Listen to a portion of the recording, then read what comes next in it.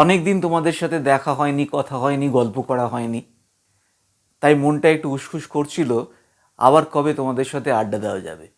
আমার এই সাকসেস মন্ত্রা ব্লগগুলোতে প্রায় তোমাদের সাথে এসে আমার নিজের জীবন থেকে, আমার নিজের অভিজ্ঞতার থেকে, অন্য মানুষের কাছ থেকে শোনা যে গল্প, বিভিন্ন বই পড়ে যা শেখা, সেই সমস্ত কিছুর থেকে যে বিভিন্ন ছোট ছোট খুব সহজ পদ্ধতি যাতে আমরা সকলেই সাকসেসফুল হতে পারি, সেই ব্যাপারগুলো নিয়ে আলোচনা করে থাকি। কিন্তু বেশ কিছুদিন হলো হয়ে ওঠেনি তোমাদের সাথে এই গল্পগুলো করা, আমার শারীরিক অসুস্থতার কারণে। কিন্তু ভাবলাম জীবনে ওঠা পড়া, সুস্থ শরীর, অসুস্থতা, সুখ দুঃখ, এই সমস্ত কিছু তো থাকবেই। তার জন্য যে জিনিসটা শুরু করেছিলাম সেই জিনিসটাকে আগিয়ে নিয়ে যাওয়া তো অবশ্যই প্রয়োজন। সেটাকে তো হুট করে ছেড়ে দেওয়া যায় না। তাই আবার তোমাদের সাথে এই গল্প করতে চলে এলাম বিভিন্ন সাকসেসের ব্যাপারে। আমার জীবনে যে জিনিসগুলো ঘটেছে, যেভাবে বহুদিন আগে যখন আমি নিজের ক্যারিয়ার শুরু করেছিলাম, নিজের কর্মজীবন শুরু করেছিলাম, সেই সময় প্রচুর প্রতিকূলতার সম্মুখীন হয়েছি।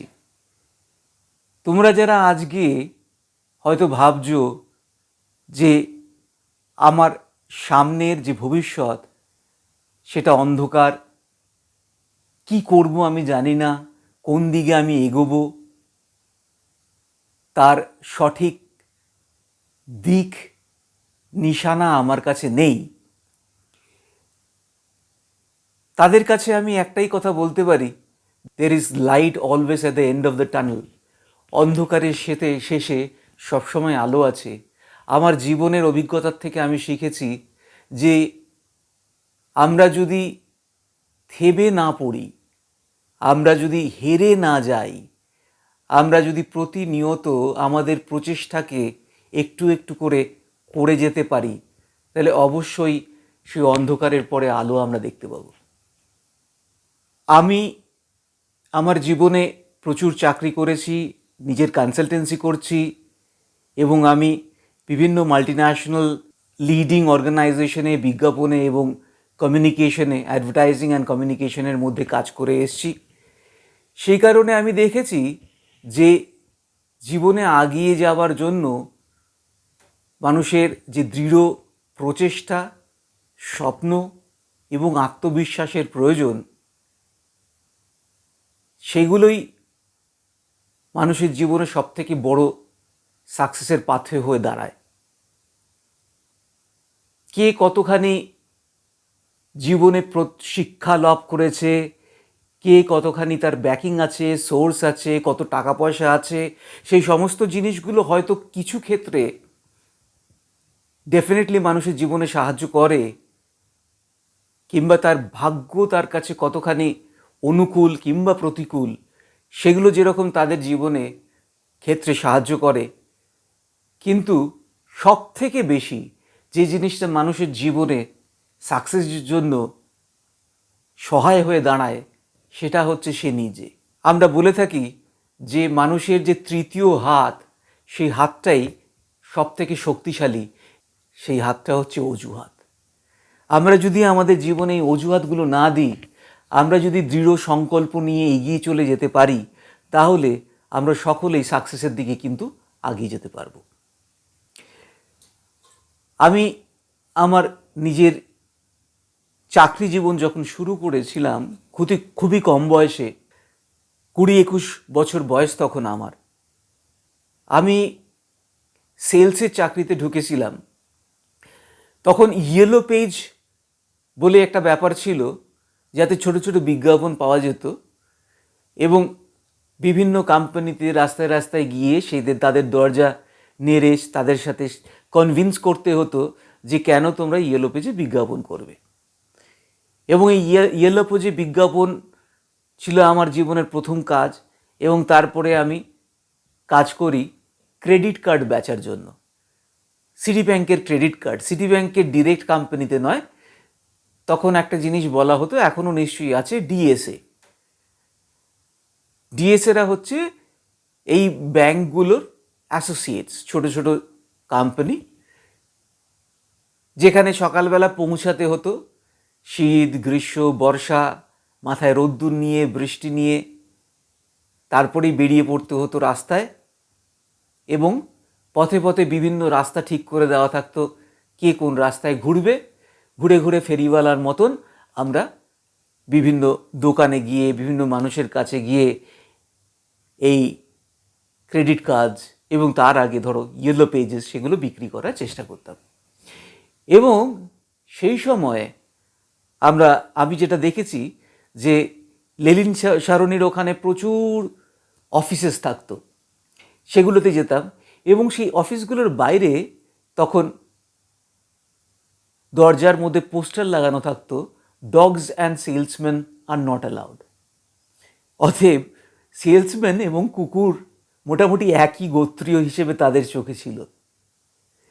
ভাবতে পারছো, এমন একটা অবস্থায় দাঁড়িয়ে তখন নিজের প্রতি নিজেরই মনে হতো এই কাজটা কি করা সম্ভব? দরজার সামনে লেখা আছে salesman and dogs not allowed. নিজেকে সেলসম্যান জেনেও তখন কি দরজার ভেতরে ঢোকা কখনো সম্ভব? কিন্তু যখন মানুষের তাগিদ থাকে, যখন মানুষের প্রয়োজন থাকে, এবং যখন মানুষের নিজের প্রতি আত্মবিশ্বাস থাকে, তখন যত বড়ই প্রতিকূলতা তার সামনে আসুক না কেন, সেই ইচ্ছা শক্তি দিয়ে সে কিন্তু আরেকবার সেই দরজাকে ধাক্কা দিতে পারে। এবং যখন তুমি বারবার তোমার এই বাধার দরজাকে ধাক্কা দিতে পারো বিশ্বাস নিয়ে, তখন এক সময় নিশ্চয়ই সে দরজাটা খুলে যায়। আমিও সেই চেষ্টা করতাম, গিয়ে কথা বলতাম, রিসেপশন থেকেই তাড়িয়ে দিত। কিন্তু আমি দেখেছি যে যখন আমি এরকম মন মেজাজ খারাপ করে অফিসে ফিরতাম এবং বাদবাকি লোকেরাও এরকম মন মেজাজ খারাপ করে বসে থাকতো, তখন আমার এক সিনিয়র আমাকে একদিন বলেছিল যে দেখো, তুমি যে বারবার যাচ্ছ বিভিন্ন জায়গায় এবং তারা তোমায় না বলছে, এই নো শব্দটাকে গ্রহণ করতে শেখো, এই নো শব্দটাকে ভালোবাসতে শেখো। কারণ NO শব্দটার মানে হচ্ছে নিউ অপরচুনিটি। NO শব্দের মানে কখনো না নয়। একটা না মানে তার পেছনে আরও 100টা হ্যাঁ আছে। সেই মানুষরাই সাকসেসফুল হয় যারা ওই 1টা, 2টো, 3টে, 4টে, 10টা, 20টা না পেরিয়ে ওই তারপরের হ্যাঁগুলোকে খুঁজে নিতে পারে। ব্যারিটোস প্রিন্সিপালে বলে যে খুব খুব ইম্পর্ট্যান্ট এবং খুব কমন একটা প্রিন্সিপাল, যেটাতে 80-20 রেশিওর কথা বলে। তুমি যদি 100 জন মানুষের কাছে পৌঁছাও কিংবা ক্লায়েন্টের কাছে পৌঁছাও, তাহলে তোমার হয়তো যে ক্লায়েন্ট কিংবা যারা তোমায় কাজ দিচ্ছে, কোনো কাজে যখন আছো, তখন ওই 80% মানুষ তোমায় 20% ব্যবসা দেবে, আর 20% মানুষ তোমাকে বাকি 80% ব্যবসা দেবে। এই ব্যারিটোস প্রিন্সিপালটা কিন্তু ধ্রুব সত্য। মজার ব্যাপারটা হচ্ছে, যখন আমরা বিভিন্ন জায়গায় পৌঁছাই এবং না শুনি, হয়তো আমাদের ভাগ্যে প্রথমেই সেই 80টা না আছে। এই 80টা না শোনার পরে আমরা ক্লান্ত হয়ে, দুঃখিত হয়ে এবং সমস্ত আশা ভরসা খুইয়ে ভেঙে পড়ি। আমরা কখনোই জানি না কিংবা কখনোই ভাবতে চেষ্টা করি না যে তারপরেই হয়তো ওই 20খানা হ্যাঁ আমাদের জন্য অপেক্ষা করছে, যে 20খানা হ্যাঁ আমাদেরকে 80% ব্যবসা দিতে পারে। কিন্তু আমাকে যখন আমার সেই সিনিয়র সেই কথাটা বলেছিলেন, আমার কথাটা খুব মনে ধরেছিল যে সত্যি তো, আমি যদি নায়ের পেছনে না ভেঙে পড়ি এবং একের পর এক নতুন দরজা পৌঁছাই, নতুন মানুষকে জিজ্ঞেস করি যে আপনার কি সিটি ব্যাংক কার্ড লাগবে, আপনার কি কার্ড লাগবে, আপনার কি কার্ড লাগবে, লোকে বলবে না না না না, তারপরে একজন বলবে হ্যাঁ। এবং অবাকভাবে তাই ঘটেছিল। প্রথম যে মানুষটা আমাকে হ্যাঁ বলেছিল, সে মানুষটা আরও আমায় 10জন মানুষের কাছে পাঠিয়েছিল, যে 10জন মানুষ সের মধ্যে 8জন মানুষ তারাও কার্ডটা করেছিল, এবং সেই 8জন মানুষের মধ্যে একজন মানুষ আমাকে তার কোম্পানিতে চাকরিও দিয়েছিল। তো ভাগ্যের দরজাটা যে কখন খুলে যাবে তা কিন্তু আমরা কেউ জানি না। ভাগ্যের দরজা সেই ভেন্ডিং মেশিনের গল্পের মতন, যেখানে 10টা কয়েন ফেলার পরে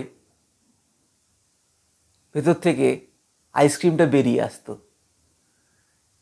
এখন একজন একটা দুটো, সে জানে না কতগুলো কয়েন তার মধ্যে ফেললে তার আইসক্রিমটা বেরিয়ে আসবে। সে একটা দুটো তিনটে চারটে করে কয়েন ফেলছে আর ভাবছে আইসক্রিমটা তো আসছে না, আইসক্রিমটা তো আসছে না। সে 9খানা কয়েন ফেলে বিরক্ত হয়ে দুবার চড় থাপ্পড় বেড়ে মেশিনটাকে চলে গেল। তারপরেই একটা বাচ্চা ছেলে এলো, সে তার 1 টাকার কয়েনটা ফেললো, এবং যেই 10টা কয়েন শেষ হলো, সাথে সাথে ভেন্ডিং মেশিন থেকে আইসক্রিমটা বেরিয়ে এলো। সমস্ত মানুষের জীবনে কিন্তু এই ঘটনাটাই ঘটে।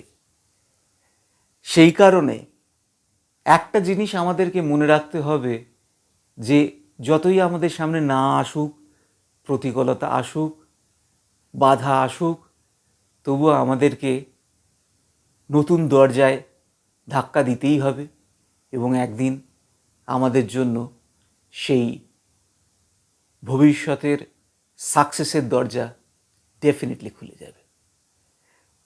অনেকদিন পর তোমাদের সাথে কথা বলতে এলাম, আড্ডা দিতে এলাম। আজ এই পর্যন্তই। যদি তোমাদের মনে হয় যে আমার সাথে গল্প করতে, আমার কথা শুনতে তোমাদের ভালো লাগে, তো অবশ্যই আমার এই সাকসেস মন্ত্রা ব্লগকে, চ্যানেলকে সাবস্ক্রাইব করো, লাইক করো এবং বন্ধুদের সাথে শেয়ার করো। টাটা।